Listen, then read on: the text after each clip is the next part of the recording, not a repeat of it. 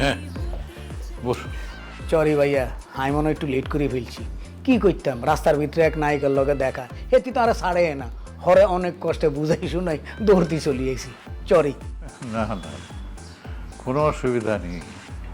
আমি তো সবসময় অবসর, অখণ্ড অবসর, কোনো অসুবিধা নেই। ভাইয়া, আফা বাসায় নাই তো কেন?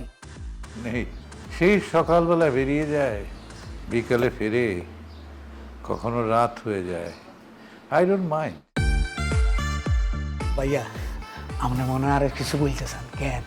না, তেমন কিছু না। ওই আর কি, কালকে তোমার সঙ্গে দেখা হলো, ভালোই লাগলো। তো ভাবলাম কথা বলার কেউ নেই, তাই তোমাকে ডাকি। না না ভাইয়া, আমি কিন্তু মানুষ চড়াই খাই। কালকে আপনার চোখ দেখে আমি বুঝি গেছি আপনার ফ্যাটের ভিতরে কিছু কথা আছে। ভাইয়া, আরে বিশ্বাস করে বলতে পারেন, কোনো অসুবিধা নাই, আমি সেফ আছি।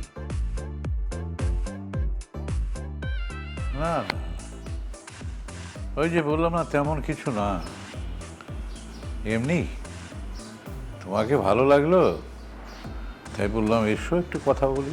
আচ্ছা ভাইয়া, আপনার এই ভিডিও তো দেখে সবসময় আপনি বসে থাকেন, আপনি জোয়ানকালে কি করতেন? আমার বেশ কয়েকটা ফ্যাক্টরি ছিল, ইন্ডাস্ট্রি, 7-8টা। ও মা গো! আমার কতগুলো গাড়ি ছিল আমি বলতে পারবো না। তারপর শত শত মানুষ কাজ করতো। তো ভাইয়া, আপনার ফ্যাক্টরি গাড়ি কিন্তু কোনে গেল? স্ত্রী মারা গেল, তারপর আমার একটা ইন্ডাস্ট্রি, সেখানে একটা গোলমাল লাগলো এবং আমার পার্টনাররা নিয়ে নিল। তারপর অনেক ঘটনা, আমি আস্তে আস্তে আস্তে আস্তে একা হয়ে গেলাম। ভাইয়া, আপনার ছেলে মেয়ে নাই? আছে আছে, ওরা লেখাপড়া করেছে বিদেশে, বিদেশেই চাকরি বাকরি করে সেটেল হয়ে গেছে। আরে, এরকম একটা বাপের খোঁজ খবর লয় না কেন? কুলাঙ্গার হলা হাই, লাতি মারতে ইচ্ছা করে এসব হলাই না রূপে। আরে আচ্ছা ভাইয়া, এই বেটির লোক আপনার পরিচয় হয়েছে কেমনি? বললাম না, আমার অনেকগুলো ইন্ডাস্ট্রি ছিল, সেখানে নানান ধরনের প্রোডাক্ট তৈরি হতো, ব্র্যান্ড, আমার ব্র্যান্ডের নামে চলতো। এই মেয়েটি একজন ব্র্যান্ড প্রমোটর হিসেবে আসে। আমার দেখে ভালোই লাগলো, একটা বয়স কম, খুব মিষ্টি চেহারা, সুন্দর কথা বলে। আচ্ছা আচ্ছা আচ্ছা। তারপর কেমন করে যেন এটা বুঝতে পারলো আমার যে ব্র্যান্ড ম্যানেজার ছিল ইফতেখার।